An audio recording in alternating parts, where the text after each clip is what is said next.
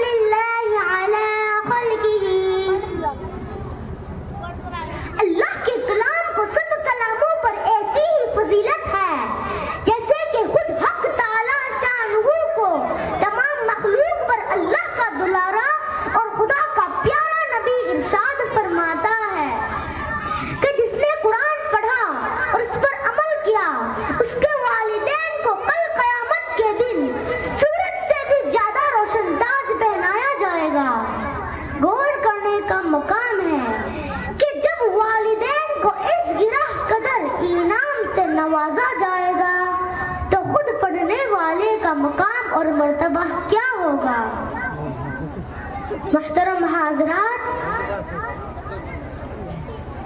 قیامت کے میدان اور ایسے 10 آدمی جن کے لیے جہنم واجب ہو چکی ہوگی، پروردگار عالم حافظ قرآن اپنے رب کی بارگاہ میں سفارش کرے گا، پروردگار عالم اس کی سفارش قبول کرے گا اور ان کو اس حافظ قرآن کے برکت سے نجات عطا ہوگی۔ محترم حاضرات، اگر ہم پہلے کی طرح اپنے فیوچر کو روشن اور تابناک بنانا چاہتے ہیں تو ہمیں قرآن سے وابستہ ہونا ہوگا، اسے سینے سے لگانا ہوگا۔ اگر ہم چاہتے ہیں کہ دنیا کے ساتھ ہمارے آخرت بھی سنور جائے تو اس کے تعلیمات پر عمل کرنا ہوگا۔ خدا نخواستہ آج ہم نے اپنے بچوں کو 2 پیسوں کے لالچ میں دین سے دور رکھا اور ہماری نظر صرف رہنے والے نعمت کے بجائے دنیاوی ڈگریوں پر رہی، تو یاد رکھے خدا کے یہاں جواب دینا ہوگا۔ اسی پر میں اپنی تقریر کو ختم کرنا چاہتا ہوں۔ یاد رکھ، اللہ تعالیٰ ہر مسلمان کو قرآن سیکھنے سکھانے اور اس پر عمل کرنے کی توفیق عطا فرمائے۔